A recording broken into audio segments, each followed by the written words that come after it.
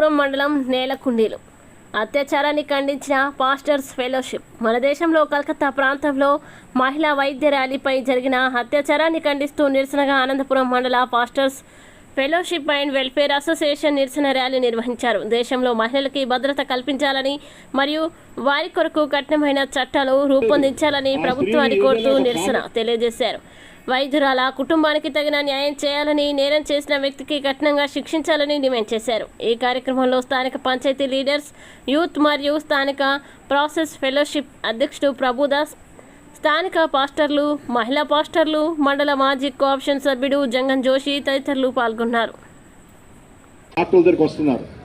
ఈరోజు ఒక జ్వరం వచ్చేటువంటి డాక్టర్ కన్నా ఒక మానసిక వైద్యుల దగ్గర